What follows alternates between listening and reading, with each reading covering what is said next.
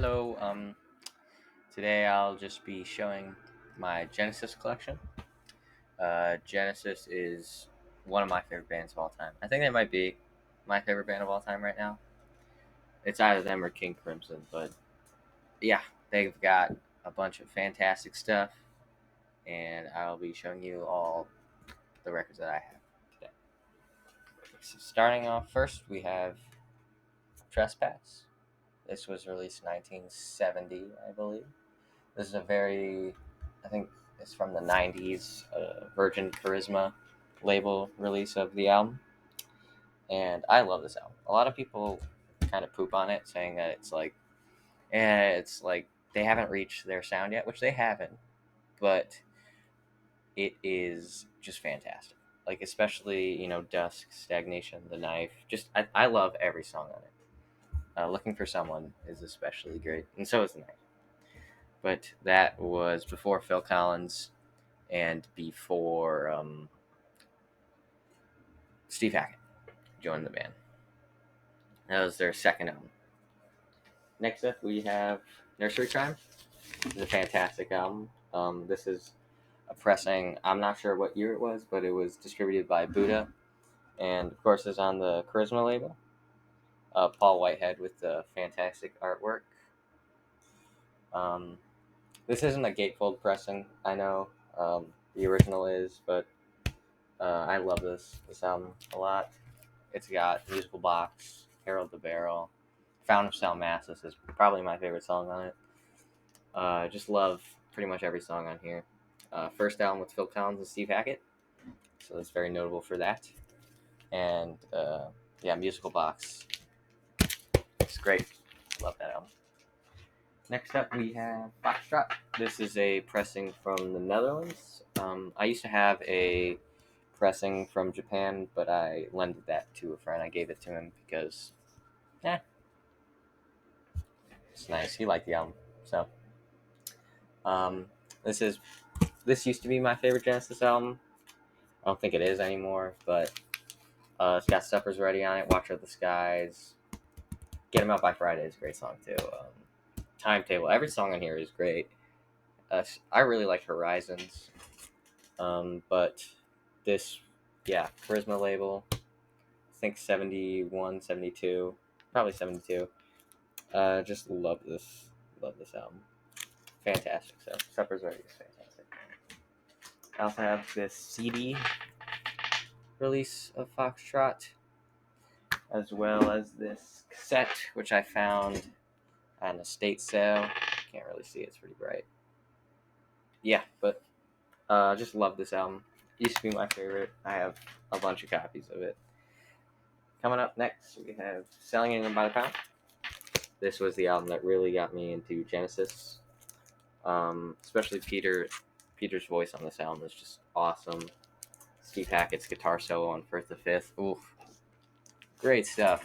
But Dancing with the Moonlit Night was the first Genesis song that I was like, what? Especially that like Mellotron break in Dancing with the Moonlit Night. Oh, just great stuff. Fantastic album. Battle of Epping Forest, Cinema Show. Great stuff on here. Firth the Fifth. I Know What I Like, of course. All great stuff. Love that.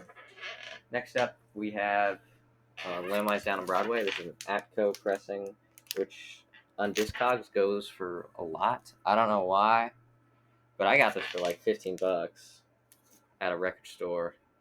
I don't know why it goes for so much, but I love this. I've been listening to this album so much lately.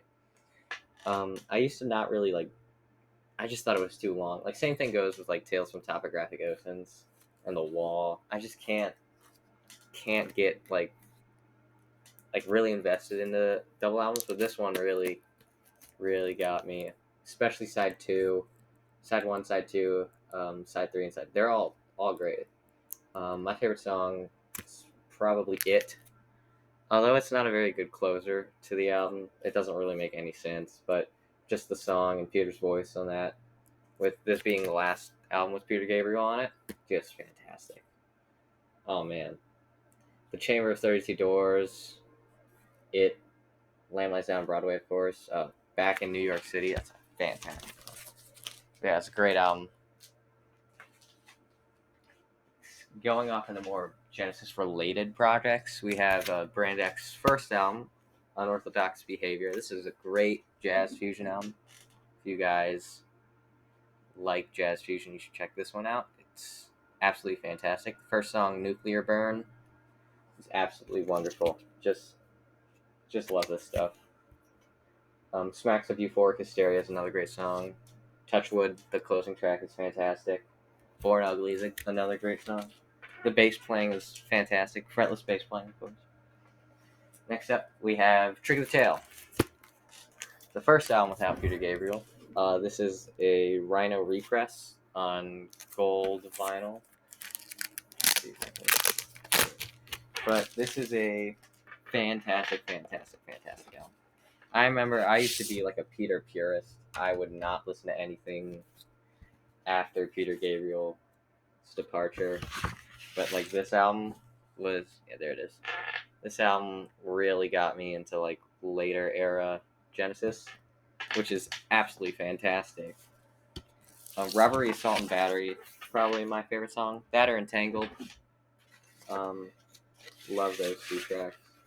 The keyboard solo in Robbery, Assault and Battery is just, it's crazy. Oh my god. And the Mellotron. Entangled is just beautiful. But, especially Los Endos too, when it brings back Squonk. That's like, wow. Love that album. Next up we have Wind and Weather. This is probably my favorite Genesis album. There's just something about it. The atmosphere of this album is just, it's, I like the cover kind of depicts it well. It's very coldly like produced album. Like One for the Vine is my favorite Genesis song. It's so amazing. That and like I know a lot of people poop on like All in a Mouse's Night, but I love that song. Like it's so like yeah. And then Blood on the Rooftops, of course. With this is Steve Hackett's last album with the band, but I feel like he really made an impact on this one. This is an original Charisma pressing, the UK pressing on Charisma. Love this album so much. Next up, we have their second live album, their second official live album, anyways. Seconds Out. This is my favorite Genesis album, if we're not counting studio albums. It's just fantastic. I really, really love the version of Supper's Ready on here. I prefer it to the original, actually. But side 3, side 4, oh my god, that's like the best like record of music, period. Some great versions. First and Fifth, I Know What I Like. Fantastic. Bill Bruford plays on this album. He was in Yes, King Crimson. So it's in the big 3 of Prague. You know, he was in Yes, King Crimson, and Genesis, which is just crazy. But yeah, this is a fantastic live album. Next up, we have another Brand X album, Moroccan Roll. This one I probably prefer to Unorthodox Behavior. It is just more exciting for me. I got this at one of my local stores, and there's just a bunch of writing everywhere, which is kind of annoying, but it's like it's okay. It's an original pressing on Passport Records. I really like the song Hate Zone and Macrocosm. Just fantastic bass playing. Malaga Virgin, I think that's how you say it, is another like great song. The only songs I really don't like on this album is Sun of the Night and Why Should I Lend You Mine, and then the song after that, Maybe I'll Lend You Mine After All. They're just kind of boring. I mean, like I'll sit through them, and I'll enjoy them, but it doesn't like the rest of the album's so exciting and so fast paced that it's just like, whoa, it's like, it's a great album. Next album that I have here is Steve Hackett, Spectral Mornings. I believe this is his third solo album, because there was A Voyage to the Acolyte, Please Don't Touch, and then this one. This album's okay. I'm not a huge fan of it. When I first listened to it, I was like, oh, this is great. It was like once bitten, twice shy kind of thing, The first song, Every Day, is a fantastic song. I really don't like Ballad of the Decomposing Man. It's like kind of Monty Python-esque, at the end there, where it's like the office party. I don't know, but the last song, Spectral Mornings, is also fantastic. So if you're gonna listen to anything off this album, listen to the first and last songs. Steve Hackett's a great guitar player.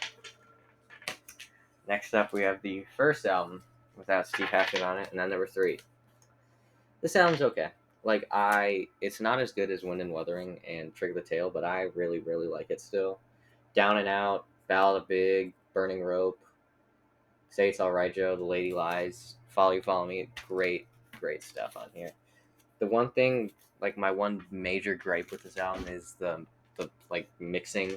Like Tony's keyboards are just front and center. It's like the phasing keyboard really just overpowers this mix, which is like fine. I love Tony's keyboards, but like it's like too much at some points.